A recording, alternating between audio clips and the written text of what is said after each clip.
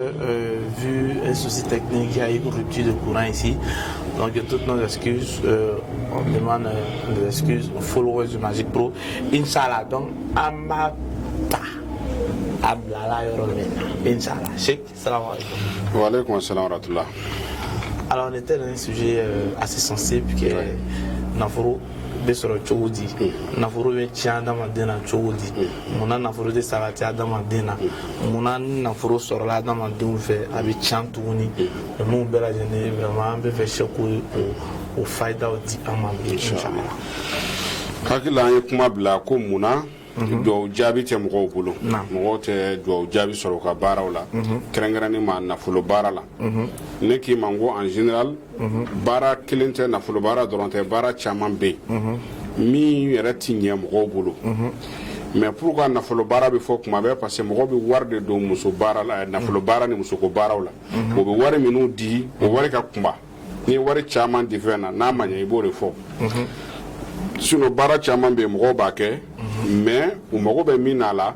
o te sɔrɔ a la i y'a faamu bon baara dɔw jaabi min fɛ ka kuma ni o yɔrɔ de la mori dɔw bɛ se ka baara dɔ kɛ k'a fɔ ko baara in man ɲi baara ka ɲi mais a ti ɲɛ ka da kun jumɛn kan i bɛna sɔrɔ dɔnniba in tun b'a dilan mɔgɔw ye ka kɔrɔ a ka ɲi c'est pour cela a b'a kala a kan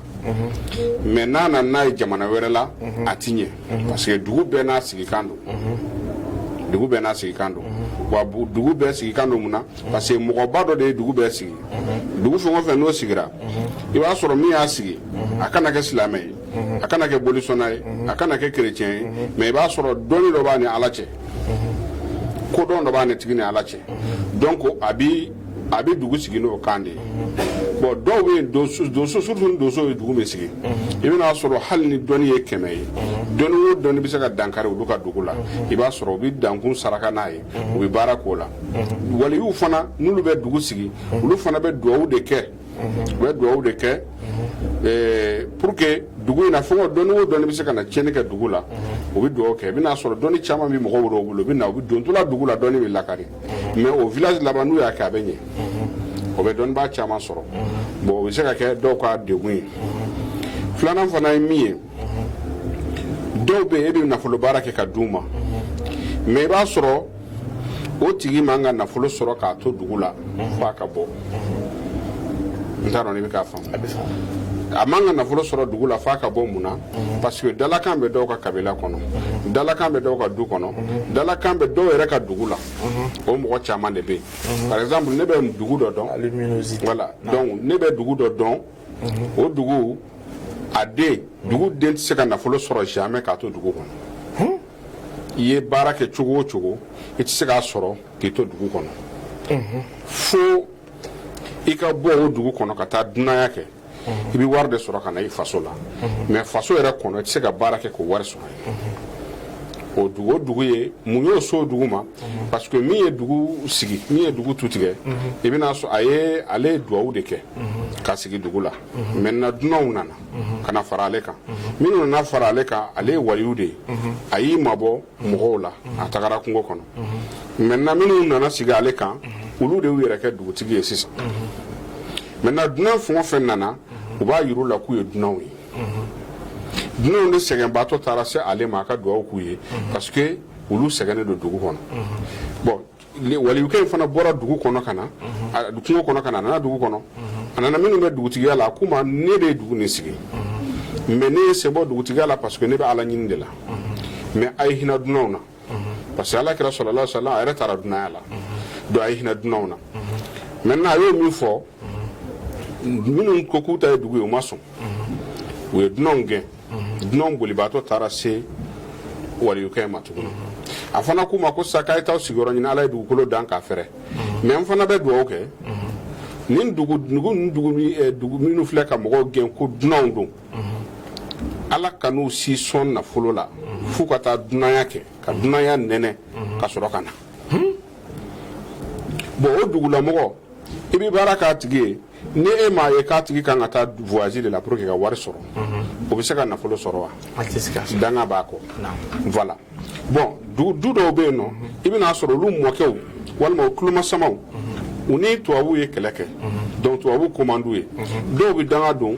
ne bɔnna o bɔnna n'a ye tubabu kalan kɛ ala kana ɲɛ a bolo bon maintenant e dara ka taa tubabu kalan kɛ e bɛ se ka nafolo sɔrɔ bon a source de bɛ yen donc mɔgɔ caman ta y'o ye o ye a ɲɛbaliya ye a bɛ se ka kɛ a ti ɲɛ karamɔgɔ fana bolo ka da mun kan sule jɛnɛya ni ko jɛnɛya ka maga muso wɛrɛ la min t'i muso ye a fɔ de ma ko jɛnɛya ni jɛnɛya ti nafolo o nafolo jidi a b'a tiɲɛ nafolo jɛnɛya ti nafolo o nafolo caya jɛnɛya b'o tiɲɛ kuma in n'a kɔrɔ don baara dɔw bɛ yen jɛnɛya de b'olu dilan nafolo baara dɔw bɛ yen o ye baara jugu sira ye n'i bɛ jɛnɛya kɛ o de b'a to o nafolo bɛ caya a baara juguw bɛ yen nafolo baaraw bɛ yen nafolo baara juguw bɛ yen baara dɔw bɛ yen il faut que i ka jɛ i muso a n'a balimaw fɛ balima fila fɛ o baara juguw bɛ yen o de i b'a fɔ ko nin cɛ in a ti fara muso si la hala a muso balimaw a b'olu nɔfɛ dɔw ta ka nafolo surusi o de kɔnɔ o bɛ yen quoi mais hali n'o baara bɛ anw bolo anw t'o kɛ i y'a faamuya baara dɔw bɛ yen u b'a fɔ baara minnu ma ko musojɛ baara i bɛn'a sɔrɔ olu baara bɛ kɛ aw ka lamɛnbagaw ka yafa n ma musojɛmaw lawaji de bɛ kɛ k'o dilan donc n'o baara nasuguya tɛ baara o baara bɛ yen ko jɛnɛya de ti baara in yɛrɛ sankɔrɔta jɛnɛya b'o baara tiɲɛ donc anw fɛ yan en général baara fɛn o fɛn bɛ kɛ ka d'i ma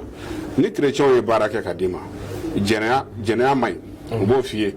ni somɔgɔw ye baara kɛ ka d'i ma jɛnɛya man ɲi u b'o f'i ye ni buru a tɔgɔ ye di bolisɔnnaw ye baara kɛ ka d'i ma jɛnɛya man ɲi u b'o f'i ye silamɛw fana la même chose jɛnɛya man ɲi wa i bɛ baara kɛ bi k'a di dɔw ma ko jɛnɛya man ɲi o tigi yɛrɛ b'i ɲininka fɔlɔ ko jɛnɛya in kan ka dabila don jumɛn i bɛ se k'a kɛ wagati jumɛn voilà donc ça veut dire que i yɛrɛ b'a dɔn i tɛ se k'i yɛrɛ minɛ a ma naam bon jɛnɛya dun bɛ nafolo jeni k'a ban de komi n'i ye tasuma kɛ papier la a b'a jeni cogo min jɛnɛya b'o de kɛ mɔgɔ la donc i b'a dɔn k'a fɔ o fana bɛ se ka na n'a ye o ye dɔ ye morikɛ fana ka fɛn saba bɛ kan ka sɔrɔ morikɛ la duwawu kan ka k'a kɔ a yɛrɛ ka sira ala ɲɛ barika ka k'a la fɛn saba n'i ko ko morikɛ ka sira ala ɲɛ morikɛ kana kɛ jɛnɛyakɛla ye parce que n'o kɛra e yɛrɛ bɛna baara min kɛ fɔlɔ o baara o lieu k'a ka ɲɛ a bɛ yɛrɛ danga fɔlɔ a man ɲi donc o bɛ se ka kɛ ka a kɛ nafolo baara ti ɲɛ mɔgɔ bolo donc o ye nafolo baara tiɲɛ fɛnw ye mais fɛn min ka jugu nafolo ma ni diɲɛ fɛn bɛɛ ye ka nafolo baara yɛrɛ k'a kana ɲɛ bolo fewu o ye hakɛ ye ka hakɛ ta i bɛ dɔw sɔrɔ u b'a fɔ n bɛ ka ko bɛɛ kɛ a man ɲi mais i bɛn'a sɔrɔ muso b'u bolo so kɔnɔ ce qui est tellement important mɔgɔ ka nin yɔrɔ lamɛn kosɛbɛ o muso b'u bolo so kɔnɔ muso tɛ fini ɲuman don muso tɛ habillé ka ɲɛ a tɛ wari sɔrɔ a tɛ dumuni kɛ ka ɲɛ a t'a sago sɔrɔ a t'a sɔrɔ a sago sɔrɔ fosi la i ka so kɔnɔ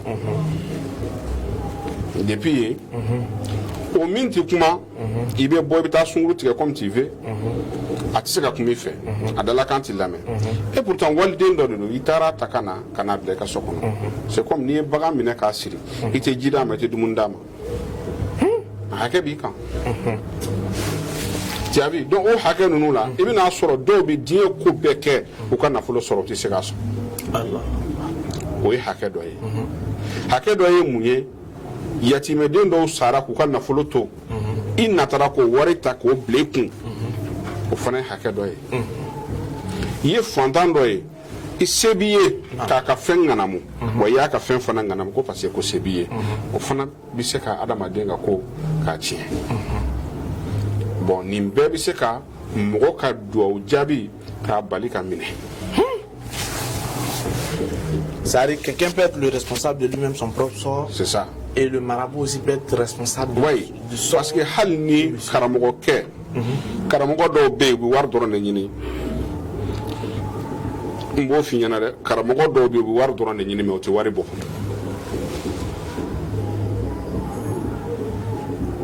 bakilu do bon ni force be doni bagala ni force be doni bagala don bagaw tulo be no ba don kameri ma ni force be doni ba era la o saraka de parce que doni bara do bi dima ibi bara fo fo bi bolo ba be kala fem bi se ka jabi bolo yi ka saraka o yera be min boy ni ala ci donc ni mi ga sababu do jabi u temine maintenant minu me nafolo soro mais nafolo be tien u bolo olu kawbe o fana be na hake bo fana ke mogola mais en général mbina doniye dinga do kono ibi fen jabi be soro o kono o yemuye adama dem bangi yoro den kan nafolo tigiya iba préparer a wolo donde o de la dobe tellement que doni bula mogotu ye karamogote foite mais nous ye den o la be ke fin ba ko nous ka famille ou ka famille sont tous riches ou ye kalanke ou ye bara nyuma soro ni minte ministre ou ye patron ba do yan fait c'est pas fait par hasard c'est quoi ça se prépare et ba ro me fait un flafinyana faut ka ta se sabama mogo bange don folo i bange don e bange ni kunsigi folo mi e kungolo la ani den barajuru den ka fembe bode bode une autre dimension spirituelle. De i bange don i bangena don mina ko don ko don saraka don ka bɔ ka bɛn o don ma mais ni den wolola den ka saraka fɔlɔ bɛ kɛ mun ye a wolo fa min y'a wolo o ka fini nouvelle annoncera wagati mun na k'a fɔ karisa i muso jiginna k'a sɔrɔ fini min b'a la a b'o fini fɔlɔ saraka fɔlɔ. Mais les personnes qui n'ont pas eu la chance, moi, on sait que la chance, c'est sur le caniquet. Au lieu de faire des choses. Minao. Minani o lao. Ni kungolo, ni den kungolo dira. Parce que, on fait un farafina, en général, on a sorti un den kundiche. Den kundi don bi den kun si fola boa kungolo la. Aussi, o de na folo yo. Ani barajuru mais dɔw bɛ kunsigi nin ta ka meleke fini dɔ la ka taa sɔri kogo wo la kogo bɛ se ka bin tasuma bɛ se k'a minɛ fiɲɛ bɛ se k'a ta o bɛɛ bɛ se k'a sɔrɔ bon tasuma bɛ minnu ta jeni i b'a sɔrɔ olu de bɛ nafolo sɔrɔ mais tasuma kasara de bɛ s'u ma n'u ye nafolo sɔrɔ dɔrɔn tasuma kasaraba bɛ na u ka nafolo tiɲɛ dɔw bɛ yen fiɲɛ b'olu ta ka taa n'a ye n'olu de wari sɔrɔ dɔrɔn wari bɛ taa c'est à dire n'u ye 5000 sɔrɔ bi u bɛ nisɔndiya k'u ye 5000 sɔrɔ sini i bɛna sɔrɔ kunko dɔ bɛ na min ka ca ni 5000 ye donc 5000 tɛ yen bilen bon minnu ta bɛ taa u yɛrɛ sɔrɔ ji la olu caman de bɛ wuli ka taa k'u bɛ taa nafolo ɲini u bɛ to ji la i b'a sɔrɔ a caman bɛ yen olu ye o bɛ sogo ji de la u b'u la naturellement tuma bɛɛ u bɛ sogo ji la ji b'a dɔw wele de i b'a sɔrɔ u ba tɛ sɔn ka taa u faw tɛ sɔn ka taa mais u b'u diyagoya u b'u dogo ka taa u bɛ taa to ji la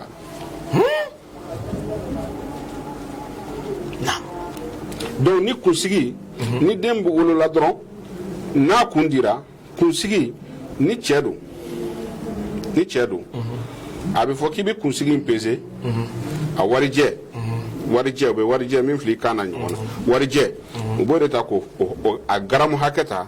kunsigi garamu hakɛ ta k'a bɔ warijɛ la dɔw b'a fɔ ten mais a ɲuman ye min ye u b'a fɔ min ma ko warijɛ cɛ 3 i bɛ warijɛ da 20 gana laman don cɛ 3 ja b'a kan a fɔ ma ko warijɛ cɛ 3 o warijɛ cɛ 3 nin i b'o de ta sisan ka a da kunsigi nin kan ka saraka ni den ka sɔrɔ ye nin den wolola cɛman de don n bɛ fɛ ala i k'a kɛ setigi i k'a kɛ nafolotigi ye i y'a faamuya i b'a ta kunsigi ta i bɛ taa dingɛ soli dingɛ min bɛ i minɛ i sibiri kun na yan mais yɔrɔ la mɔgɔw t'a ye yɔrɔ min i bɛ kunsigi ta k'a d'a kɔnɔ i bɛ wari in ta warijɛ nin i b'a ta n'a y'i diya i bɛ taa converti i bɛ dɔ tigɛ a la k'a kɛ den bolo la ou bien n'a y'i diya i b'a wari a ye converti a warijɛ converti n'i bɛ fɛ i den ka kɛ nafolotigi de ye i bɛ taa dugu nafolotigi dɔ bɛ yen i yɛrɛ dan bɛ min na ko bi nafolo bɛ nin tigi bolo n'o tigi ka fɛn o fɛn bɛ yen n'o bɛ feere i bɛ taa warijɛ in nafolo ta ka don o tigi ka a ka don o tigi ka jagokɛfɛn dɔw la a wari ka don o nafolotigi in kunna n terikɛ o den kelen bɛ kɛ nafolotigi ye. Allahu Akbar.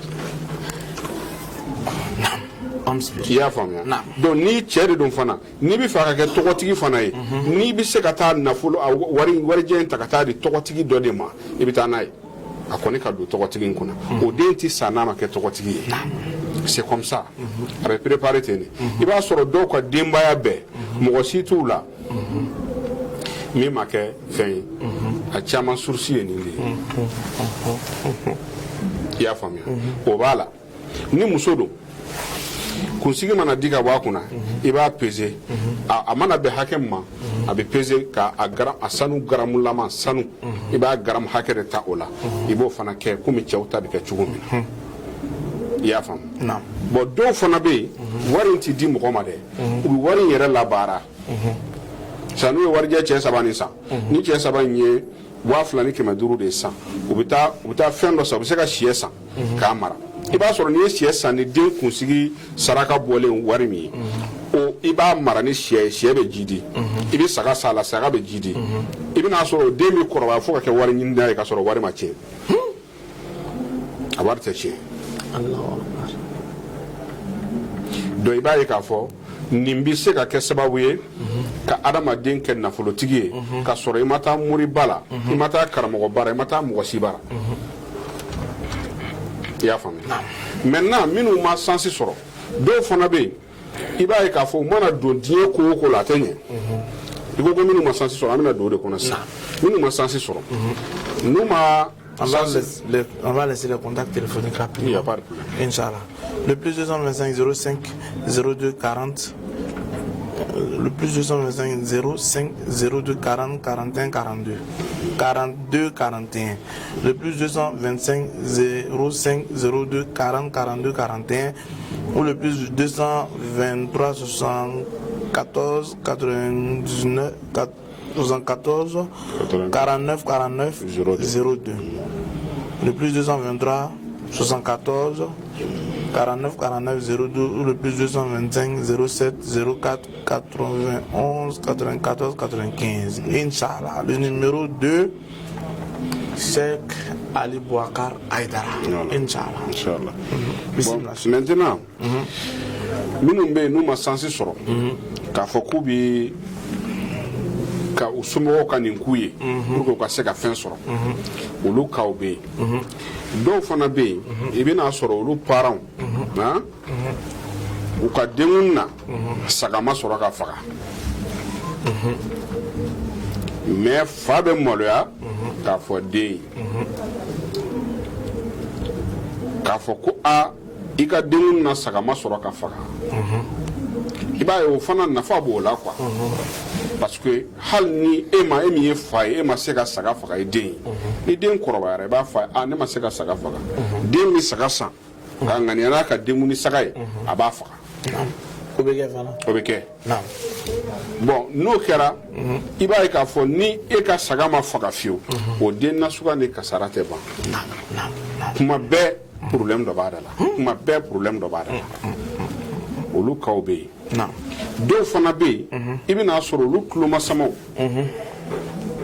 u tulomasamaw quoi olu ye baara jugu dɔ kɛra u mɔkɛw la a kɛra u tulomasamaw la o baara jugu kelen o bɛ tugu kɔ a bɛ tugu fa kɔ a bɛ tugu mɔkɛ kɔ a bɛna tugu fo den kɔ fo mɔdenw donc u b'u ka kow bɛɛ ɲɛɲini i bɛna sɔrɔ ko ye source y'u yɛrɛ ka famille de kɔnɔ olu kaw bɛ yen dɔw mɔkɛw tun ye donsobaw de ye pacte dɔw tun b'u ni kungo kɔnɔfɛnw cɛ yiri dɔw tun y'u tanaw ye siya dɔw tun y'u tanaw ye donc nin bɛɛ bɛ kɛ bon ni nin bɛɛ tora ka kɛ i b'a ye k'a fɔ nin bɛɛ bɛ se ka don i ka diɲɛlatigɛ ɲini sira kan donc e bɛ taa i b'a ko baara jugu de kɛra la effectivement baara jugu de kɛra la mais i bɛ k'a miiri yɔrɔ min yen tɛ o yen tɛ alors on va toujours rester connecté scotché câblé partagez-moi le direct s'il vous plaît parce que là l'émission est véritablement efficace. Merci à Rokia Adaye de m'envoyer un pot de Nescafé bien serré surtout parce que là on rentré dans un aspect qui m'intéresse surtout. Voilà. Continue. Donc o de bɛ kɛ mɔgɔ caman na i bɛna sɔrɔ problème bɛ yen nɔ i n'a fɔ sisan e mɔkɛ ni mɔkɛ fɛn dɔ b'u ni ɲɔgɔn cɛ u ye layidu kalenkan dɔ ta u ni ɲɔgɔn cɛ par exemple n bɛ exemple dɔ d'i ma siya dɔw bɛ yen n tɛna na siya tɔgɔ fɔ olu ka sinankuya a sɔrɔla bugujeni de fɛ muso fila bɛ buguda kelen na u bɛɛ jiginna don kelen i y'a faamuya dɔ ta ye cɛ ye dɔ ta ye muso ye i y'a faamuya dɔ ta ye cɛ ye dɔ ta ye denmuso ye maintenant bugujeni nana kɛ sisan denw bɛ so kɔnɔ denw bɛ so kɔnɔ donc bugu jenina mɔgɔw bolila ka den ta mais min ta ye muso ye o t'a den dɔn min ta ye cɛ ye o t'a den dɔn donc bɛɛ ye dɔ ta bɛɛ taar'i sigi ni den dɔ ye mais ko min fɛn o fɛn ye min ta o bɛɛ ka t'o bolo mais an bɛ se ka min kɔni kɛ den fila ninnu olu kama anw fana ka kabila kana furu ɲɔgɔn ma fiyewu donc maintenant olu ka kabila fila n'u y'a kɔrɔbɔ ka furu ɲɔgɔn ma don o don ko dɔ b'u sɔrɔ o tɛ se ka kɛ ɲɔgɔn kan mɔgɔ ye o tɛ se ka kɛ adamaden fo ka diɲɛ wuli o tɛ kɛ nafolo sɔrɔ wa o tɛ lafiya donc olu kaw bɛ yen ka wɛrɛ bɛ yen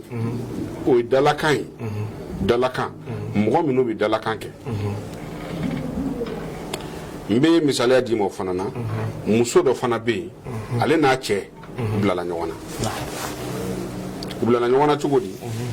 ni muso cɛ kun bɔra su fɛ muso bɛ bɔ ni tasa dɔ ye quoi muso bɛ bɔ ni tasa dɔ ye a bɛ taa carré kɔnɔ donc y a une vieille dame là ale ye muso ye nin ko ninnu na a ye muso ye nin ko ninnu na a ye kuma ɲɛfɔ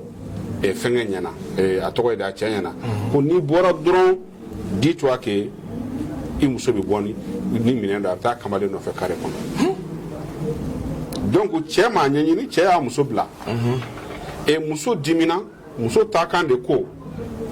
n b'a ɲini ala fɛ ni tiɲɛ ma bange ne fɛ yen k'a fɔ ko ne tɛ jɛnɛran tɛ tulonkɛ la n'o tiɲɛ ma bange ala kana furu sabati nin denbaya in kɔnɔ k'a sɔrɔ a kɛra waati jan mais u ye min kɛ a bɛ san 40 ni kɔbɔ muso si tɛ furu o du kɔnɔ hali ni min ka furu dɔgɔdara furusiri don ko dɔ bɛ na k'a bali furu tɛ kɛ o ko bi awɔ mais mɔgɔ wɛrɛ de nana dɔn sisan ko muso ka fɛngɛ de don c'est à dire muso ka danga de bɛ du in kɔ bon o danga bɛ se ka tugu dɔw kɔ fo ka t'u sa solution t'a la bon dɔw fana bɛ wuli olu bɛ taa tunga fɛ i bɛ taa don min tunga fɛ o don i ka toli fani ba kɛrɛfɛ o de nafa ka bon i fani ba ma i ka taa tunga fɛ parce que o don i fa mago b'i la i ba mago b'i la mais i y'i ba nin bɛɛ bɛ ko f'i ka taa tunga fɛ bon an ka cɛkɔrɔba dɔ b'a fɔ anw ye ko yanni i ka taa faransi i bɛ na faransi fɔlɔ de avant qu'il y ait France, il y a France de fois. Parce que il y a France bani fadi. Ou l'autre fait et kata tunga fait. Et il baulu ka kumakama kata tunga fait. Itarani dusu de. Mais dusu ou luka doa ou nafa ba de bika. O le ba mu ko chama bita tunga fait. Ou ni fula minu bita. Ubi kobe olu bi fɛn bɛɛ sɔrɔ mais olu bi tɔɔrɔ de la ala ye diɲɛ don o don da u tɛ fɛn sɔrɔ donc o cas bɛ yen bon maintenant ni mɔgɔ minnu bɛ yen ni u ma se ka labɛn ta ni nin problème bi mɔgɔ o mɔgɔ la a bɛ ban cogo di question a bɛ ban cogo di a bɛ ban cogo di i bɛ fura i bɛ dɔnni baara 120 kɛ Wallah, il donne un aspect là parce qu'il y a des aspects à dans le tournis. Comme au cas, il m'a d'un coup annoncé qui sera une famille. Bon, faut qu'à dire au lido, faut qu'à famille de moulon. Ok, Walma il fâché. Bon, allez tout quand bon allez fatola à kafani mindo et tout carrément mon si ça il est nana que des 600 il est le beau cas comme 600 Sirine de boy la chokoti voilà ça la ni bon kusigi tabi na nya fi chum bara fanata de bi bara dem bara i bara ni bara sir la bara juru be to dena o bi tulu mo la mo be na den takata mo do ba soro bara bi bin yoro la ita yoro don 12 ya fama bara be bin yoro yere la iti yoro mino bon na bina yoro wo yoro la alaba bi frande kata nyama la don ni bara furana kata nyama na o den na suga de be ke hal na wara sura quotidien mo goyi iba sura hal na wara sura quotidien mo goyi wa yere sira yere nyena na furana na tari yɛrɛ sɔrɔ botoliji la o fana ye mangoya totali ye n'a taara yɛrɛ sɔrɔ tasuma na i ni kasara bɛ ɲɔgɔn na chaque fois i b'a sɔrɔ olu de bi ye wo ye u bɛ accident juguw la donc nin bɛɛ bi adamaden ka ɲɛnɛmaya kɔnɔ bon n'i tagara ne ko n bɛ nafolo baara kɛ sisan ni tagara ne fe ne nga nafolo baara kɛ ka di ma ne dan bɛ nga nafolo baara la a ka ɲi mais min bɛ kɔ ne t'o dɔn min bɛ e kɔ ne t'o dɔn o de la dɔnnibaa bɛɛ kan ka se filɛli la mais an kana mɔgɔ bon nin bɛɛ cité la i ka a bɛna mɔgɔ caman dugu sun na dɛ mɔgɔ caman tɛna se ka la ka se nɔgɔ bi sun na bon nin bɛɛ lajɛlen solution ye juma le ye sisan parce que ele min kɛra c'est comme toi un enfant à supposer que tu es un enfant bâtard c'est pas le père et c'est pas l'enfant plutôt qui a cherché qui a demandé à être enfant bâtard donc à supposer que ce sont tes parents c'est-à-dire Fadjani Bamso walma ya parents walma tes tuteurs wole ki lase ne konuma a solution e juma le sisan pour que ke tcheu tchema bon a barabe sule a barabe ka bela jele informé d'ailleurs ka fo ne ka wakati manjaya le lundi ne bɛ wili ka bɔ Côte d'Ivoire. Le lundi, le lundi, le 12. L'information ça là, vraiment on n'a pas envie que ça se passe. Pourquoi? Ouais. I b'a dɔn ne lakodɔnnen do jamana fan caman fɛ, surtout extérieur la. Donc mɔgɔ caman ka baara bɛ n bolo min ma kɛ yɛrɛ. A bɛnna ni Côte d'Ivoire n'a ye. Mɔgɔ caman fana mago bɛ n na. Ka bɛn ni Côte d'Ivoire n'a ye bon kuma dɔw la mɔgɔ caman bɛ fɛ k'u ka baara kɛ mais tant que nin tɛ Mali la a b'u kunna déjà an bɛ Côte d'Ivoire mais kan ko k'i bɛ Ivoirien dɔrɔn de la donc n tɛna se ka taa olu ta kɛ voilà donc ka yafa ɲini kɛ aw bɛɛ lajɛlen fɛ Ivoirien bɛɛ n bɛ taa mais n tɛ mɛn n bɛ segin inchallah n bi ka taa ala b'a dɔn n degunnen de bi ka taa parce que mɔgɔ dɔw yɛrɛ ka rendez-vous bɛ n bolo yan n y'a ɲini u fɛ u k'a to n ka taa n yɛrɛ degunnen y'a ɲini u fɛ i y'a fɔ n degunnenba de y'a ɲini u fɛ donc mais ni n tagara hali ni n bɛ Mali la n bɛ se ka baara kɛ voilà parce que n bɛ sama bila ka na Côte d'Ivoire yan ça pose pas de problème mais Mazi Pro kama nasi dɔ bɛ yen n y'a dilan mais n m'a caya parce que ala ko tiɲɛ n t'a di bɛɛ ma mais Mazi Pro nin kama n bɛna dalu nin di mɔgɔ mɔgɔ bɛ problème kɔnɔ problème ye problème familial ye problème ye problème ethnique ye problème ye problème de village ye n'i y'a kɛ a b'i bɔ a la a kɛra i bangedon ta ye o a kɛra fɛn o fɛn ye n'i y'a kɛ a b'i bɔ a la mais ni n b'a kɛ mɔgɔw ye walahi kuma dɔ la n b'a kɛ fo 100 ni kɔ n y'ala cɛ mais n bɛna a di mɔgɔw ma Mazi Pro ka weleli kama i y'a faamu ka na anw kana kuma yan o kama aw ka auditeurs kama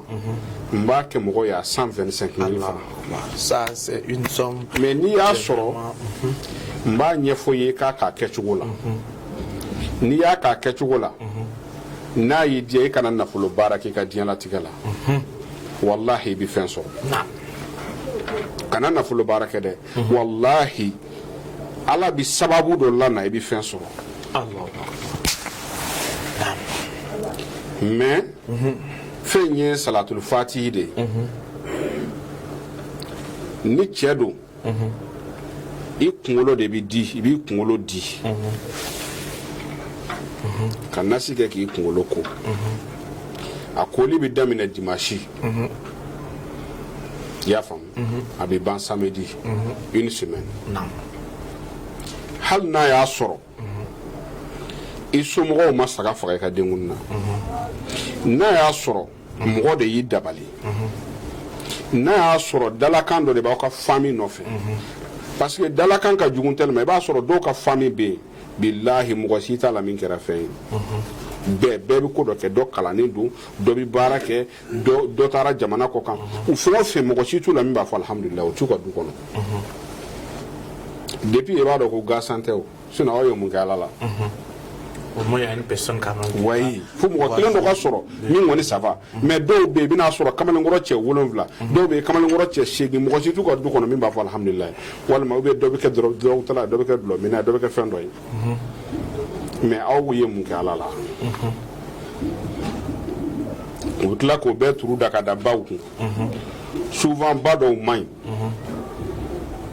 mais hali ni ba man ɲi ala t'i baga den ma k'a t'a kɛ fɛntigi ye o non ala bɛ se ka den kɛ fɛntigi ye ba de t'a tɔnɔ dun hali n'a ye wari sɔrɔ i b'a sɔrɔ a tɛ hinɛ ba la ou bien n'a bɛ wari sɔrɔ kuma ba bɛ sa soit ko dɔ bɛ ba sɔrɔ ba tɛ se ka a diya a den ka wari la olu kaw bɛ se ka kɛ mais dɔw yɛrɛ bɛ yen u man ɲi u ba man ɲi u fa man ɲi mais u bɛ kɛ nafolotigi ye o caman de bɛ yen siga t'a la an ko caman voilà donc n'i y'a ye aw ka du kɔnɔ mɔgɔ si ma kɛ fɛn ye depuis e kan k'a dɔn ko dɔ bɛ yen foyi tɛ se ka kɛ kun kɔ wa foyi fana kuntan tɛ donc n'i ye nasi nin sɔrɔ n'i ye cɛ de i b'i kunkolo de gana k'a di yɛrɛ pewu ka si bɛɛ bɔ a la même e ne b'a kɛ sa i ka baribu nin je sais que i y'a dilan ka ɲɛ i b'a bɛɛ di ka bɔ yen hali baribu na b'a di sa mais kunkolo de bɛ ko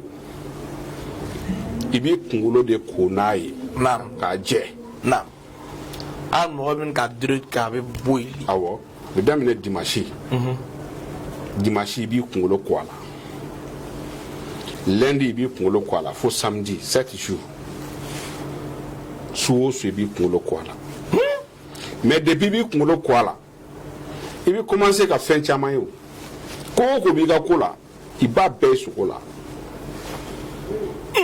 i ka ko source bi yɔrɔ o yɔrɔ i ka nafolo sɔrɔ baliya source bi yɔrɔ o yɔrɔ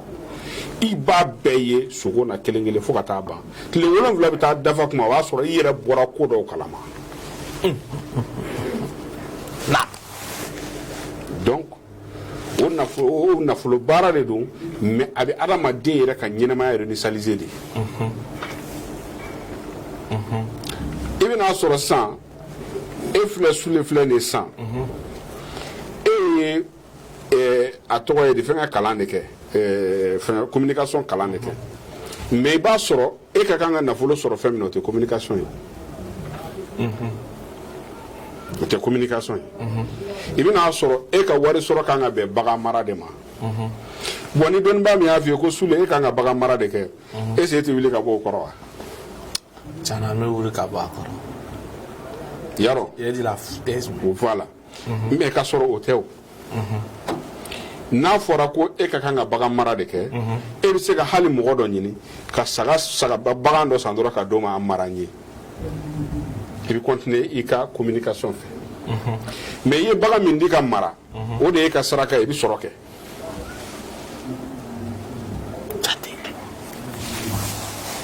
dɔ bɛ yen sisan nafolotigi tɛ mais a bɛ baara kɛ fonction publique la nafolo kan ka sɔrɔ yen a bɛ sara min c'est trop mais i b'a sɔrɔ a bɛ sara ta yanni kalo ka sa a bɛ tila ka taa juru ta a ka wari tɛ foyi ɲɛ a ye a dun bɛ wari sɔrɔ mais a kan ka baara min kɛ a t'o de dɔn donc i bɛna sɔrɔ sisan n'ale taara n'ale ka ko filɛla a ɲɛ yɛrɛ kan ale ka kan ka mun kɛ ale kan ka commerce kɛ misaliyala quoi bon n'i ko mɔgɔ ma ko bɔ bureau kɔnɔ mɔgɔ min bɛ 1 million et quelque ta par mois n'i ko bɔ bureau kɔnɔ ka taa commerce kɛ o b'a f'i ye k'i ye fatɔ ye quoi a ko man nɔgɔn mais ka sɔrɔ o wari kelen na n'i y'i ka sara ta sisan o wari kelen na ka taa o don commerce minɛn la k'i muso yɛrɛ bila o kunna mais e ka wari de donn'a la a tigi ka commerce kɛ a tɔ non i b'a sɔrɔ baarakɛyɔrɔ baara in bɛ ɲɛ e bolo c'est-à-dire e bɛ baara min na o bɛ ɲɛ e bolo très bien mais Aïdara tu es un monument vivant voilà mais i bɛna sɔrɔ i ka baara minnu b'i bolo e bɛ ka ko bɛɛ kɛ ça ne va pas i bɛ ɲininkali kɛ mais dɔw b'a la u bɛ ka miliyɔn caman bɔ a la olu bɛ ka miliyɔn caman bɔ a la mais e min b'a kɔnɔ i bɛna sɔrɔ min yɛrɛ bɛ miliyɔn bɔ a la e yɛrɛ ka fisa n'olu ye baarakɛyɔrɔ la mais e tɛ se ka wari basigi parce que e ka kan ka baara min kɛ e ma don o kɔnɔ i m'o sɔrɔ fɔlɔ donc nin bɛɛ ye problème de ye mais n'i ye nasi nin ko n'i ye nin nasi in ko hali i ka baara ye min ye i ka diɲɛlatigɛ kɔnɔna na a b'a jira i la wa n'a ye min jira i la i ka baara ye fɛɛrɛ tigɛ i ko sira dɔ bɔ o la dɛ n'i ye sira bɔ o la n'i ye min ye i yɛrɛ bɛ n'o lakari sirifikɛ ye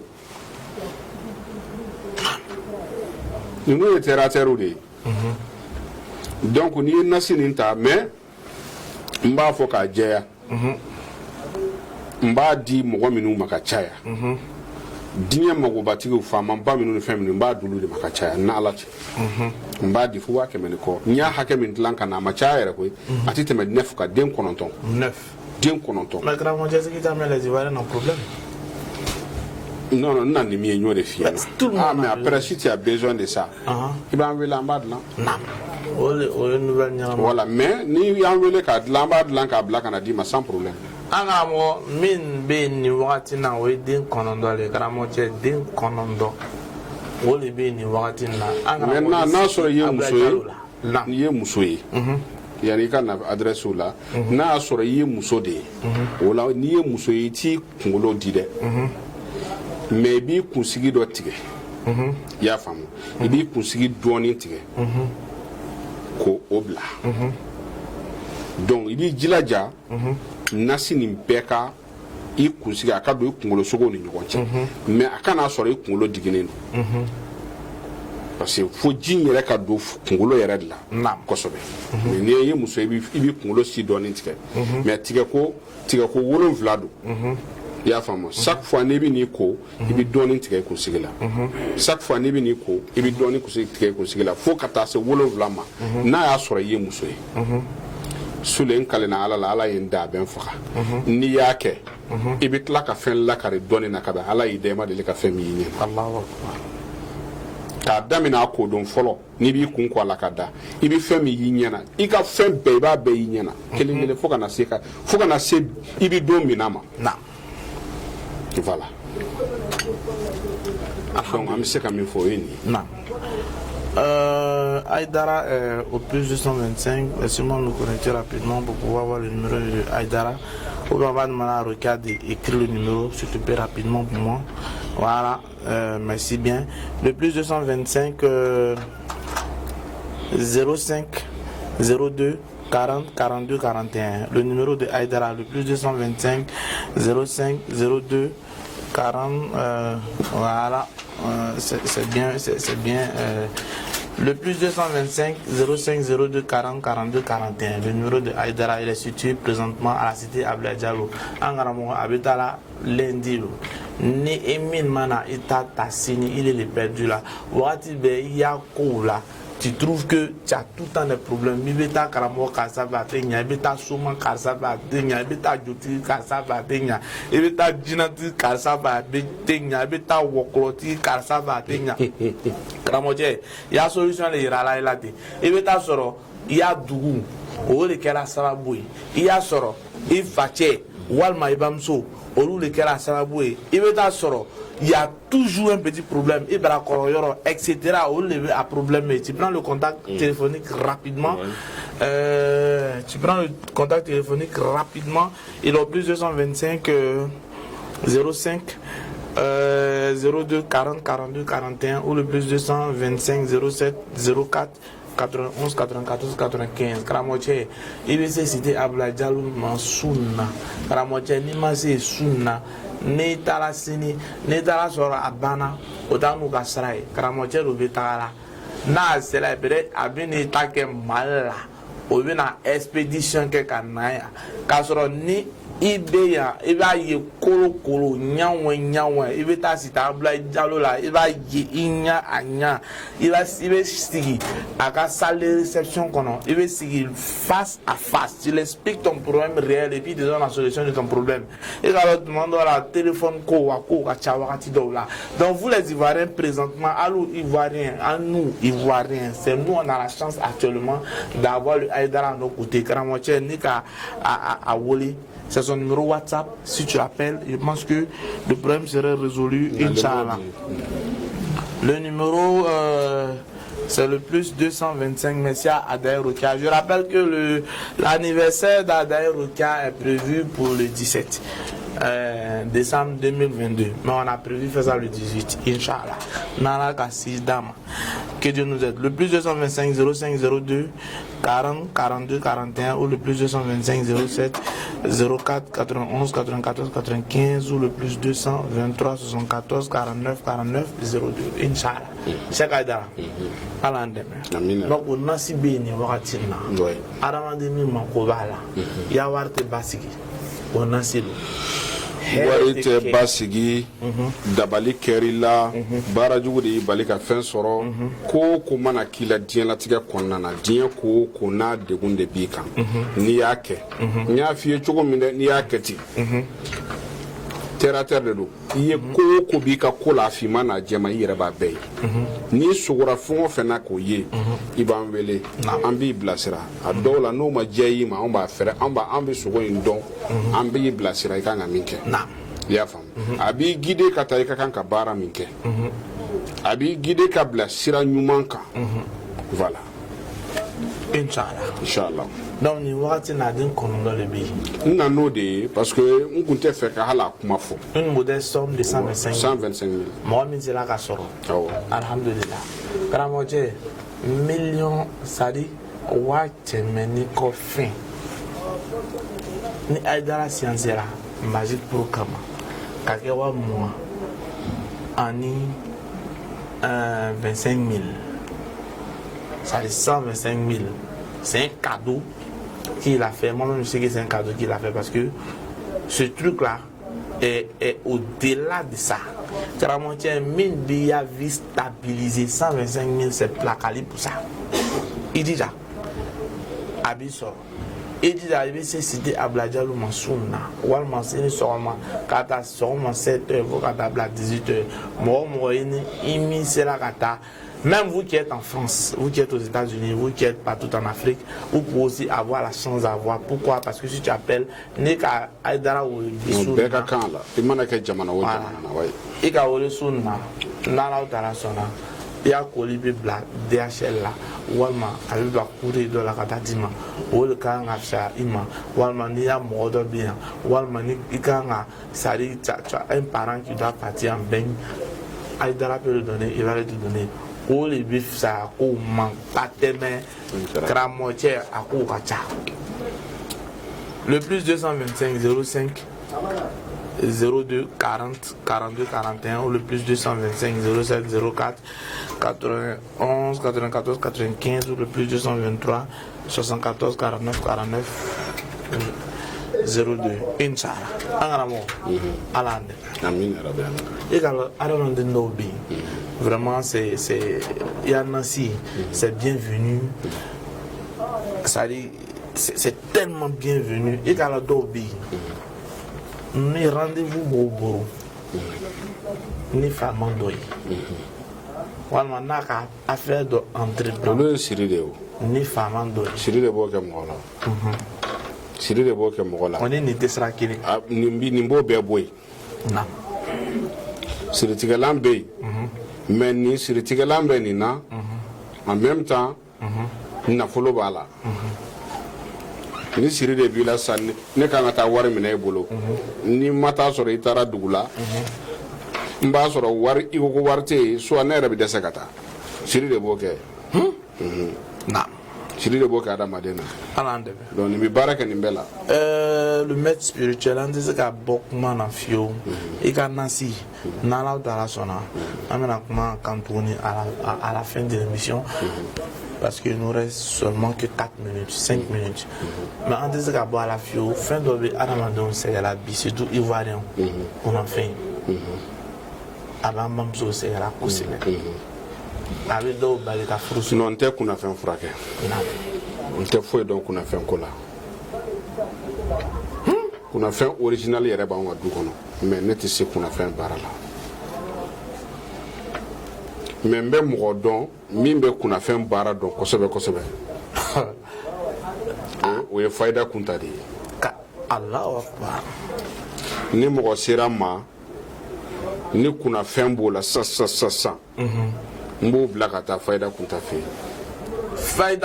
kelingere awo mais ni mo sera masa ko nga papier baraka ka dima pour que kata extérieur la mba fi nga bara fanati boloka mbi mo fla to dima wala mbi Abou Lalabi Mohamed Lalabi mbolo fla dima wala e ka tout le fait le fana ce papier bara la kosobe moi je suis comme ça adama de ti se féminin faut ti se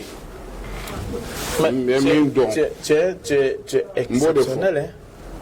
Tu es exceptionnel. Wani nara la ko adalube karsa bolo mi blaga tay. Donc musu femi na kuna fen ko baray. Jena nga barate. Mo bi sa bara la ko so kunta de. Papier ko Mohamed ne Abu denko kunta. Mbale dono bara fla. Na. Alande. On dit on fait un groupe qui va faire la compta de passage et Abou Lalabi qui est passé sur le plateau télé Magic Pro. Je rappelle qu'il est là actuellement, il est à Abidjan, Abou Lalabi. Alhamdulillah. Infiniment merci aussi à Mohamed Lalabi, même si on n'a jamais vu. On dédie un coucou. Ça dit Inanani Nafuru Bara qualité Konondo. Mais femme qualité qui n'est l'état et alors d'obé nous problème au bala mais d'obé na sebende fodron la sebende mi nabet lani duga daburu ni duga soni na sebende mi nabet lani balançant la doyen nabet lani surugu nuye au fodron surugu ni ale soro mɔgɔ min y'i dabali n'aw bɛ dugu kelen na a bɛ taa deli ka yafa deli fɛ soit a b'i wele téléphone na k'i deli ka yafa deli fɛ n'a ma kɛ a tɛ sunɔgɔ.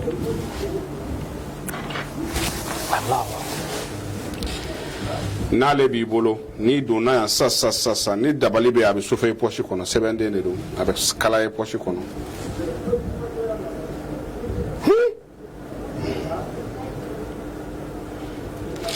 n'i y'ale ta 41 jours komi kulubalilakaw ni jaralakaw tɛ se ka jɛnɛya yɛrɛ dabila 41 jours i jilaja i kana jɛnɛya kɔnɔ ko kɔnɔ o 41 jours kɔnɔna na i ni muso i bɛ relation 7 sɔrɔ relation 7 n'a bɛɛ ma kɛ muso ye a 5 bɛ kɛ muso ye. musow de bɛ k'i fɛ funu tɛ ɲini ka bin i kan mais n'i sera ka jɛ muso ninnu kɔ i bɛ nafolo sɔrɔ. C'est ça.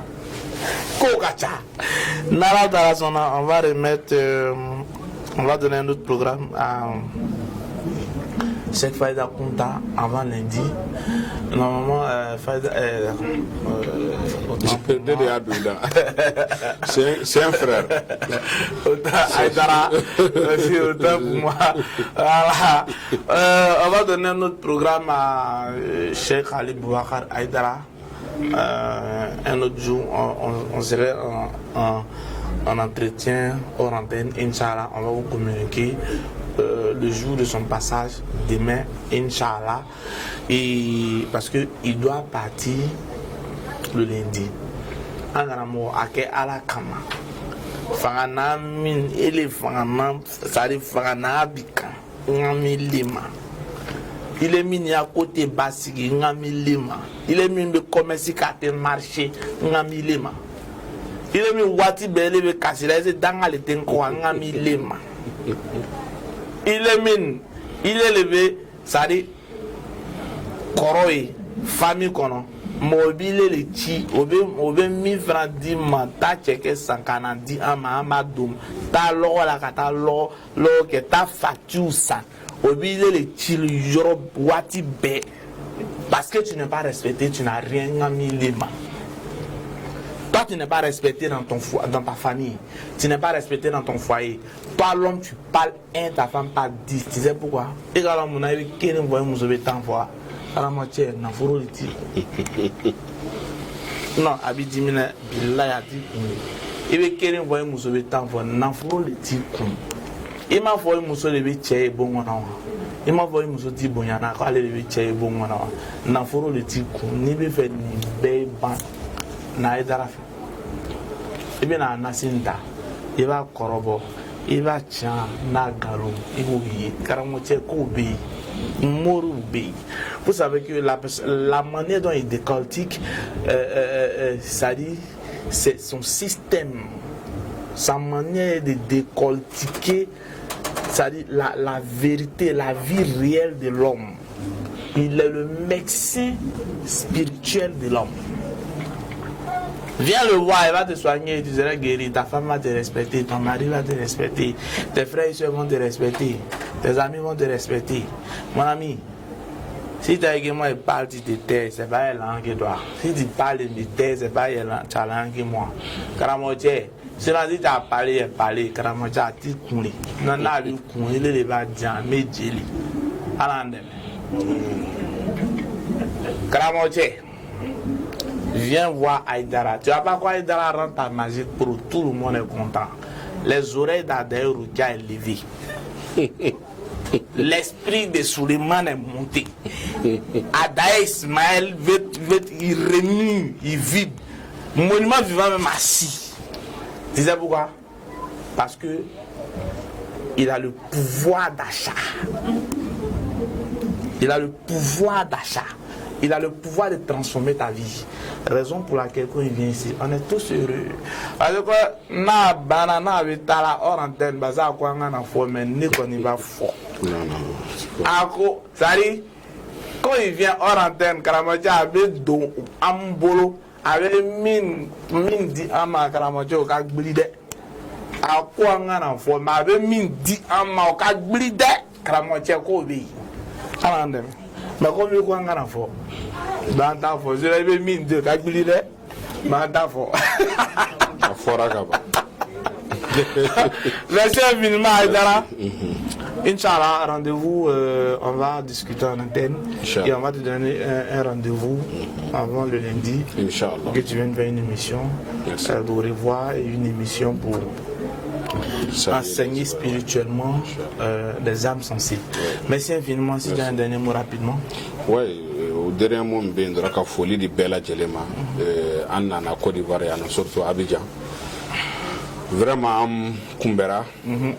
en Bonyana. Mɔgɔ caman na n'u ka boɲafɛnw an b'u fo an tɛ sɛgɛn u ka foli la o na ni fɛn caman ye sagaw nana misiw nana hali sisan cɛkɛ caman bɛ yen. Ça c'est la nourriture ni nana ni ma cɛkɛ don Jalo ni ma cɛkɛ don Nsegi mana Abidjan. Kakao an b'a mɛn kakao. An y'a o caman nana d'an ma yan. Alhamdulillah. Donc an bi mɔgɔ nana an bonya an bi bɛɛ lajɛlen fo ka Mazi Pro yɛrɛ fo. Alhamdulillah. Donc an bɛn don wɛrɛ n'an bɛna an bɛ se yan. Inch'Allah. On a été très heureux d'être avec le Aïdara. Si on veut pas miséricorde de Dieu, ça c'est non. Merci. On rappelle que l'anniversaire de la Adaï Roukia, Mini Magique Pro Kakoudamou, le 17. Mais on compte fêter, célébrer ça le 18. Inch'Allah, tout le monde est invité à Magique Pro ici. Magique Pro à Bobo ici. Oui. Voilà, je ne sais pas. Ça, Merci.